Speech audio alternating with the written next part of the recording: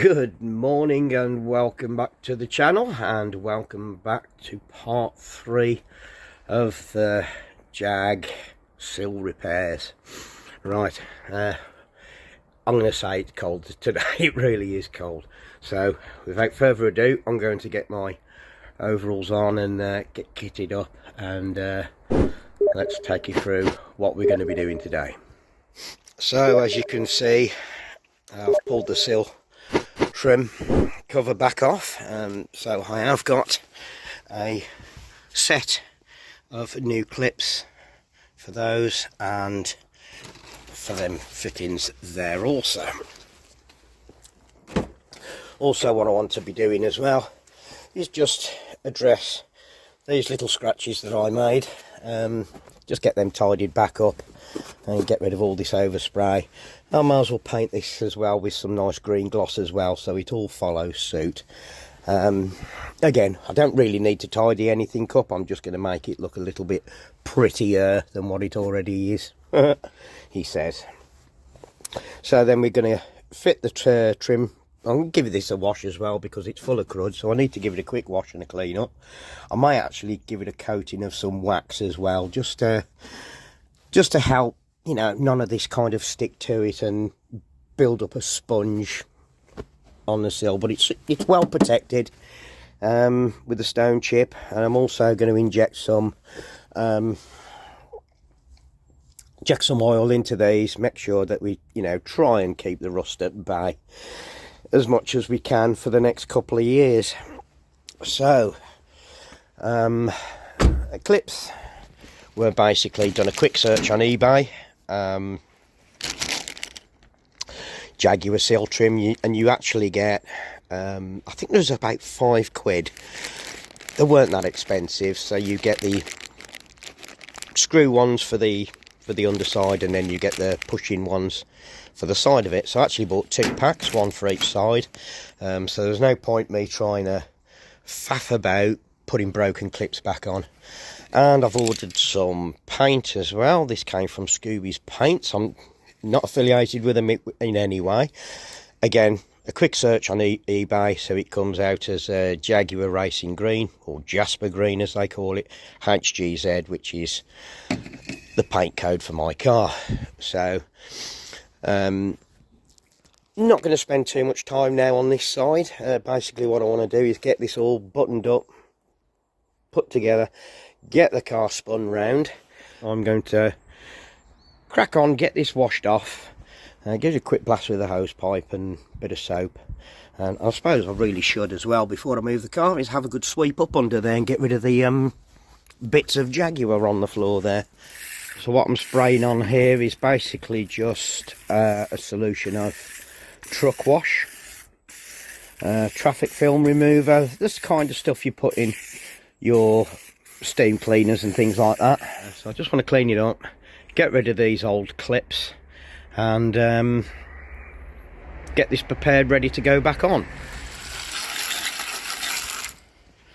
That'll do. I could actually do with Ricky being here at the minute to hold the camera steady, so I'm just going to push these clips out, and all they do is just slot out from there. Yeah, so they can be reused if I wanted to, but what's the point? I've got a new set. There we go, that's the clips off. So while that's drying off, I'll put some new clips on now. It's dead simple. Oh, where am I there? So you see you got that little recess there, and that just slots into there, if I get it right, into there, like that. Ricky, I need your help. I think you need to hold something for me. No, not that, you rude lot. So that's that. That's ready to go on, and let's crack on and tidy up that sill. So before I address these little scratches and before I degrease it, just going to give it a quick rub down, just to key the surface. Again, it's not really got to look too pretty. You know, it's a £500 hack at the end of the day. It's come to that stage of its life. I'm sure there are plenty of much better X-types out there that are very well cared for and, you know, well looked after, that are going to become classics in the future. Who knows?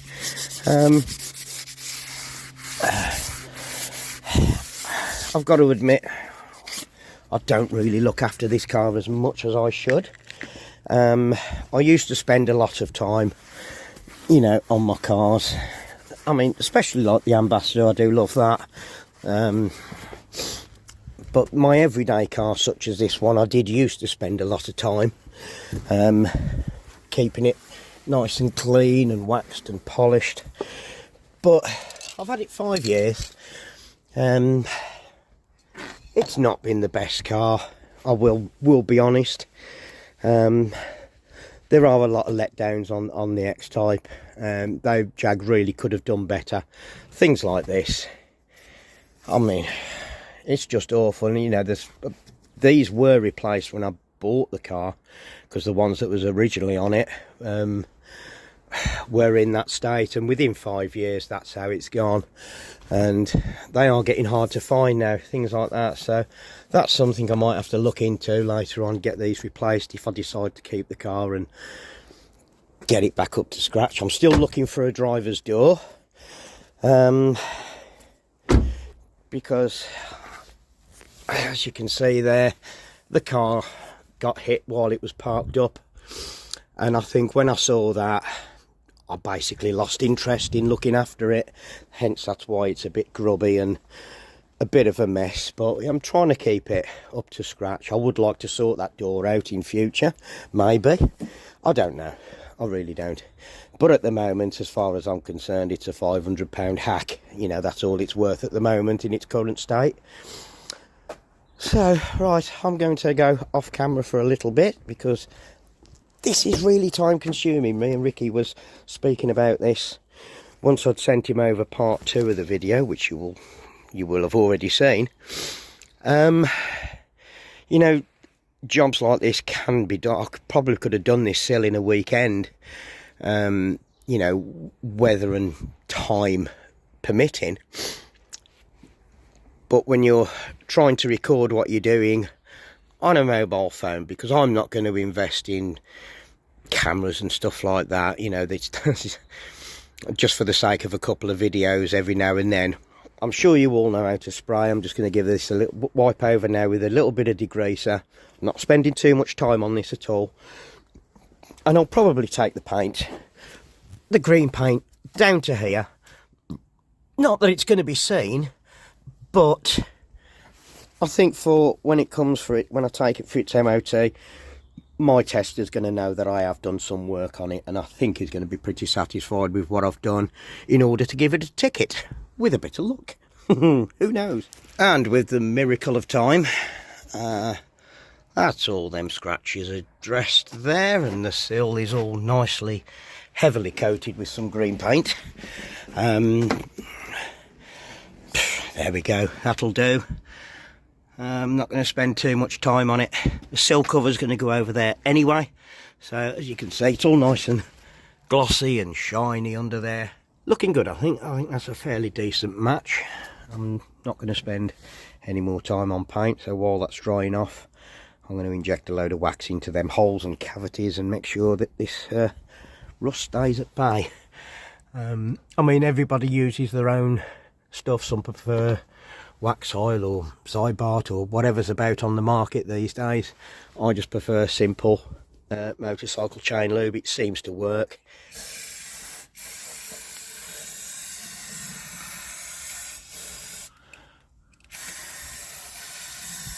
So I'm just going to be going into each and every hole in a circular and side to side motion thingy, just to make sure we get it all in there. Might breathing a bit heavy, sorry, I think I'll get a cold coming. If I had any sense, I'd pay somebody to do it.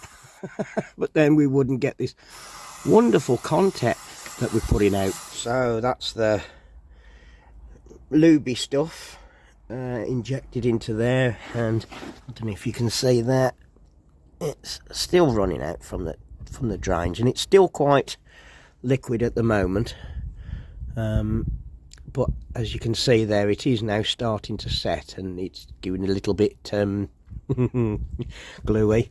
It's very, very, very sticky now. It does start to go very sticky, but yeah, this is motorcycle chain lube basically. Only a couple of quid a can, opposed to your branded wax oil stuff.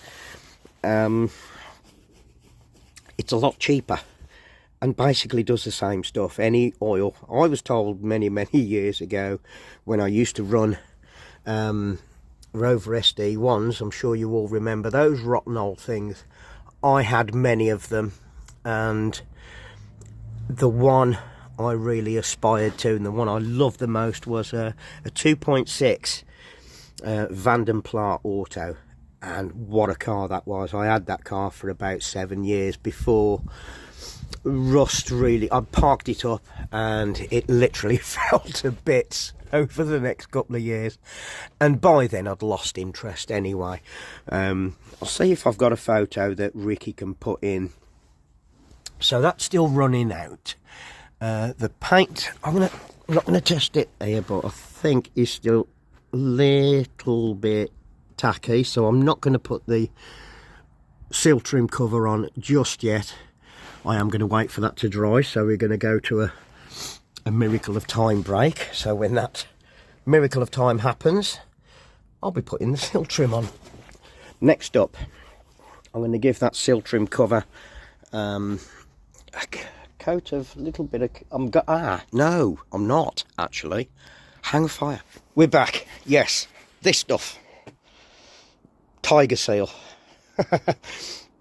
I'm sure most of you have heard of this stuff.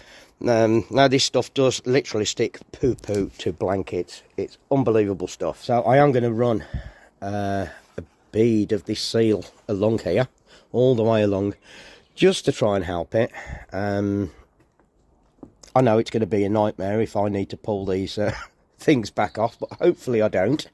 It's just to help to stop any more water getting in now. I want to try and put right what Jaguar didn't do at the start, I suppose. So let's crack on with that and get this trim back on. And with the miracle of time, there is the Sill trim cover back on. All that's left for me to do is to put these little rivets on the underside. So we come underneath here somewhere, and there we can see, I don't know if you can catch this thing on, there we go, there's one of the things. So we just push that in. I'll just screw them in.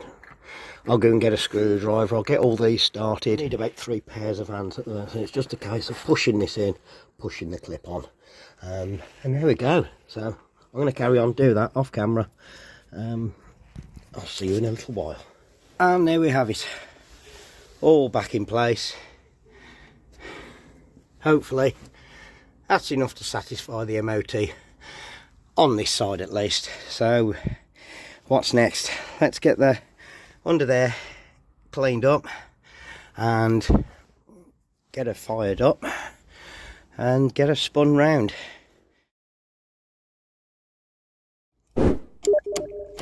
Should I be talking at this bit? Okay, I'm fitting the negative lead back on the battery and tightened it up.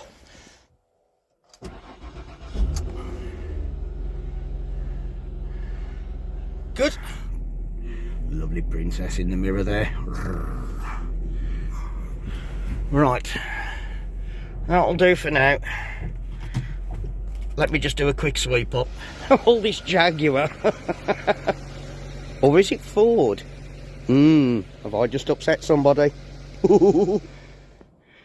And there we are, she's up on the ramps. And yes, I've already pulled the sill cover off. So let's see what we got this time round. Lots and lots of crud in there. Bits of sill still attached to the as expected. I kind of knew this was going to be. Shall we have a look underneath? Okay, this is towards the front of the car. Again, very much the same as the other side. Yeah, knackered. And towards the back, it's the same old story. A lovely, nice load of holes.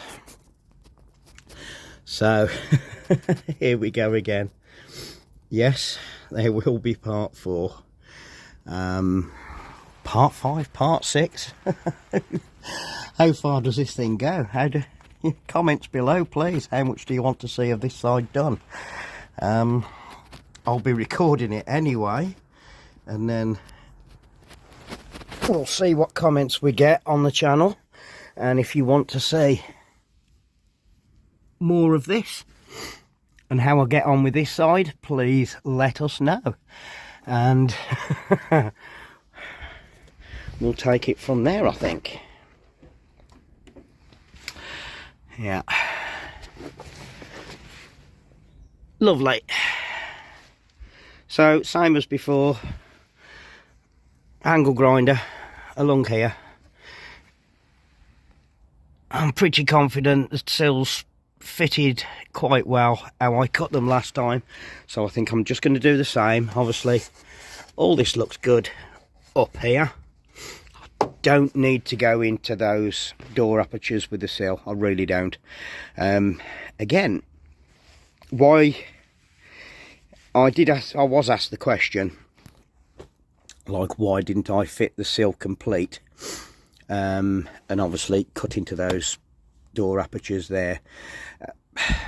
One of it's I didn't want to, and also didn't want to because I didn't need to, because if all the metal is good up to here, why bother going to the extent of cutting away good metal if it's okay? I learned that from a pretty well-known Canadian YouTuber called Bad Chad. I follow him quite a lot also on Facebook, and he does some fantastic car builds. You know, he will take a 4-door saloon car and turn it into a coupe. He's absolutely brilliant. So a lot of my welding technique has actually come from watching him. I mean, I say nearly on every video where I'm doing any welding, I'm not an expert and I don't pretend to be one. I learn basically as I go along. Okay, admittedly I do some welding at work on those bloody things, but it's obviously on much thicker metal, and usually it's just welding something that's cracked or broke, so I can really amp up the power on the welder and get a good weld, and it looks absolutely fantastic. Car metal is very different. It's very thin, so it's a fine line between actually getting adhesion or weld penetration or blowing blooming holes in it. So I follow get a lot of my welding stuff from Bad Chad. Go and have a look at him. He's really good. He's like us, he waffles on, but he does explain what he's doing, which is very helpful to people like me doing this kind of crap. There. So I think without further ado, I think I'll make a start cutting this off again, I think. What do you reckon? So I've made an incision cut along the top of the sill there, and as you can see, plenty of rust going on, as per the other side. Pretty much rinse and repeat, and as per usual, totally dry of any wax or anything, any rust protection or anything like that. And as you can see there's that half a inner sill going on. I really do think that is weird. It really is weird that they didn't carry on that kind of section to the back of the car, but it is what it is. I mean, you can see that it's very much bits in sections there. Very, very odd. Very odd indeed. So, as before, as for the other side, it's pretty much the same. So, I've actually, this is Saturday, I can't remember the blooming date. Is it the 18th? Yeah, Saturday the 18th at the minute. So, I'm going to wrap this one up for now because I've actually got a gig to get to tonight. I really could do with cleaning out the Ambassador. Because I need to fit my 2 bass guitars and my amp in there, and it's full of junk. So, yeah, I need to get that cleaned up a little bit. So, I've got stuff to do now. All good fun. Right, so, same as before. It's the passenger side is as bad as the driver's side. If a little better. There is not much, although the surface rust on that inner sill, it's not looking too bad at the minute, so I will investigate that further in part 4. And I think part 4 will be maybe the last one. I'll probably put out a part 5 for the MOT, just as an add-on at the end. I'll let Ricky decide what he wants to do with that and how he puts his videos out. That's, you know, totally down to Ricky. So, as I said earlier, I'm no expert. I don't pretend to be. And I learn, especially doing car stuff, from other people. If I don't know, I'll ask the question. So, you guys let me know what you think. You know, comments down below, please. And yeah, tell me how you would do it and what you would do different and things like that. Bear in mind, I am doing this on a shoestring. It's cold. I really don't want to be spending too much time prattling around. So, for me, it's a case of cut out the bad, leave the good stuff there. That's the way I'll do it. If it's right or wrong, oh well, as long as it works. As long as it works for you as well. If you're doing any repairs like that, you do it your way. And you do what suits you and what works for you. Great, brilliant. If it's wrong, it's wrong. But if it works, it's not wrong, is it? So, right. That's it for me. I have got some stuff to do because I have got like I say, I've got a gig to get to. And I'll need to probably practice and clean the Ambassador out so I can get my kit in it. And yeah, I'm about to go rocking and rolling again. It's going to be good fun. Right, take care of yourselves and each other, and we'll see you in part 4. Cheerio now. Ta-da.